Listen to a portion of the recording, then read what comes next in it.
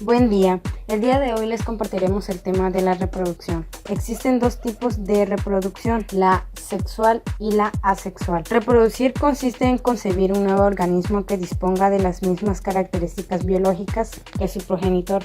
La reproducción asexual fue la primera en aparecer en los seres vivos. Suelen experimentar algún proceso de intercambio y modificación de genes. Es una manera rápida y sencilla de reproducirse y solo requiere un progenitor. La reproducción sexual consiste a la concepción de un descendiente a partir de la combinación genética de dos seres que forman parte de una misma especie. Este es el mecanismo natural que emplean los animales, incluyendo al ser humano. Para reproducirse, requiere una relación sexual o apareamiento para posibilitar la fecundación. Reproducción sexual. La polinización es el proceso de transferencia del polen desde los estambres hasta el estigma o parte receptiva de las flores en las agiospermas, donde germina y fecunda los óvulos de la flor, haciendo posible la reproducción de semillas y frutos. Es decir, es necesario que ocurra la polinización, que pase polen de los estambres de una flor al estigma de otra flor de la misma especie y la fecunde. La reproducción sexual se produce cuando una flor es polinizada, es decir, que los granos de polen o células masculinas que se encuentran en los estambres fecundan los óvulos o células femeninas que están dentro del ovario. A partir de ese momento se forman las semillas y se empieza a formar un embrión en cada una de ellas. El ovario madura, se ensancha y se transforma en un fruto. Haciendo ahora referencia a las plantas que se reproducen sexualmente, hemos de señalar las siguientes. Alcatraces, comúnmente conocidas como calas.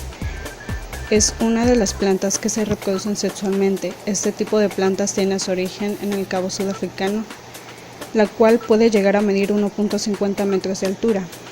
Margaritas, también conocidas como chirillitas, se trata de una planta muy común, la cual puede llegar a medir entre 15 centímetros y 1 metro. Se caracteriza por las flores que presentan estas plantas, ya que cuentan con un centro color amarillo. Dalias son plantas que se reproducen sexualmente y que tienen su origen en México. Las violetas, se trata de plantas que miden entre 10 y 15 centímetros, cuyo principal rasgo característico es que son muy aromáticas y perfumadas.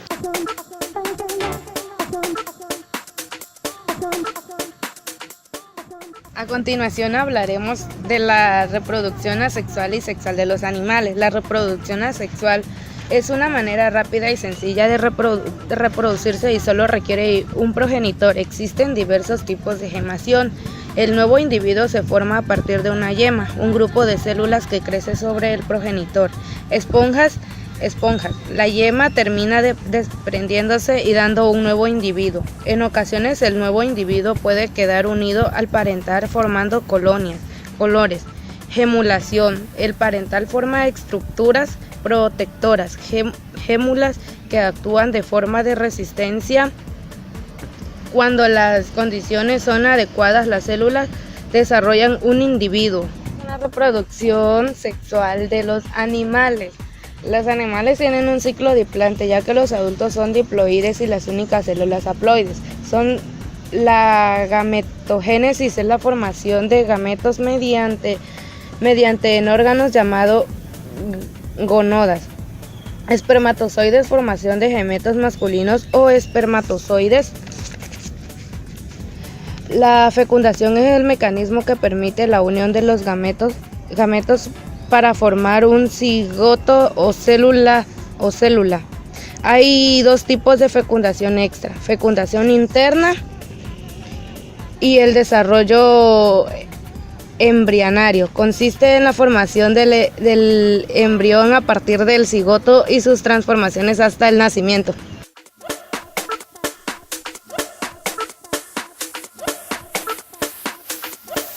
Reproducción asexual. La multiplicación o propagación vegetativa es la producción de una planta a partir de una célula, un tejido, un órgano o parte de una planta madre. Distintas partes del cuerpo de una planta bajo determinadas condiciones de crecimiento, luz, temperatura, humedad, nutrientes, sanidad, etc. pueden dar origen a un individuo completo. Esto se debe a que muchas células de los tejidos diferenciados maduros de la planta conservan la totipotencialidad. Con esa característica, una célula ya adulta puede desdiferenciarse, retomar la actividad maristemática y multiplicarse, dando origen a los órganos vegetativos, raíz, tallo. Y la propagación vegetativa constituye un conjunto de técnicas agronómicas utilizadas desde hace mucho y se considera un método de reproducción asexual en vegetales. Unos tipos de ellos serían la gemación, que es un tipo de reproducción asexual.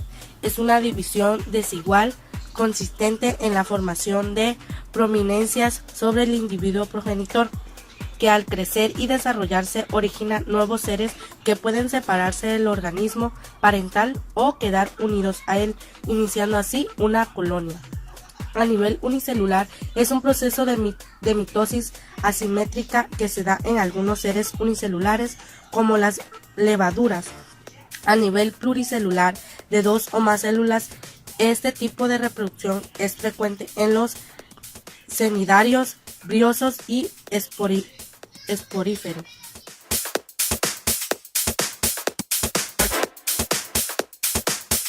Gemación. La gemación es el nombre que recibe un tipo de reproducción asexual que experimentan algunos seres vivos y consiste en la separación del organismo de una pequeña parte de él, denominada yema, la cual se desarrolla hasta conformar un nuevo ser vivo. La gemación puede existir en 2 niveles, unicelular y pluricelular. Algunos ejemplos de animales que se reproducen a través de la gemación son los gusanos planos, las medusas, corales, reproducción asexual en las células y fragmentación. Partenogénesis. La partenogénesis en sí es un mecanismo reproductivo que comparten ciertas especies animales y vegetales. La partenogénesis se lleva a cabo cuando las células sexuales femeninas se dividen repetitivamente sin que se hayan vinculado con anterioridad a un gamento tipo masculino. Un buen ejemplo de la partogénesis natural es la que se reproduce en los animales, principalmente en los himenópteros como las hormigas y las abejas.